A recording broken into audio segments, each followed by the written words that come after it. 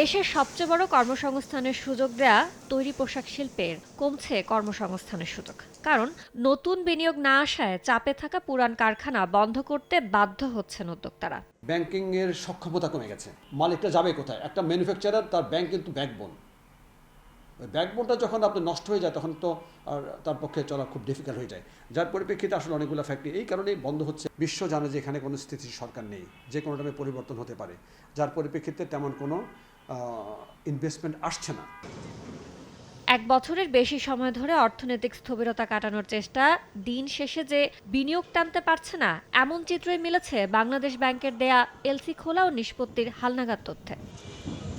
গেল জুলাই ও আগস্ট চলতি অর্থবছরের প্রথম ২ মাসে গেল বছরের একই সময়ের তুলনায় মূলধনী যন্ত্রপাতি আমদানিতে এলসি নিষ্পত্তি কমেছে ১১.৮৭%। অবশ্য এ সময়ে প্রায় ১.৫% বেড়েছে এলসি খোলার পরিমাণ। চূড়ান্ত পণ্য তৈরিতে দরকারি মধ্যবর্তী পণ্যের এলসি খোলা ১১.৬২% ও নিষ্পত্তি কমেছে প্রায় ১০%।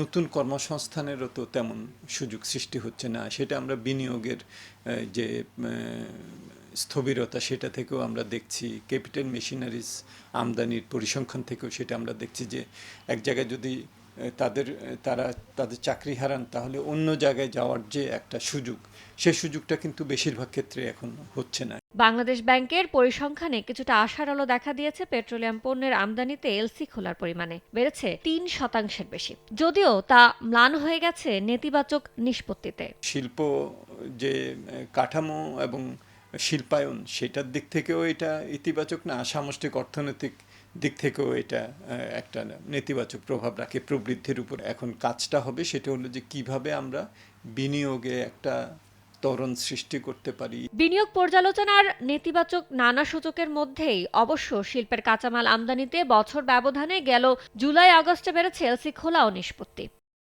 ইয়ানুর শিফাত, সময় সংবাদ, ঢাকা।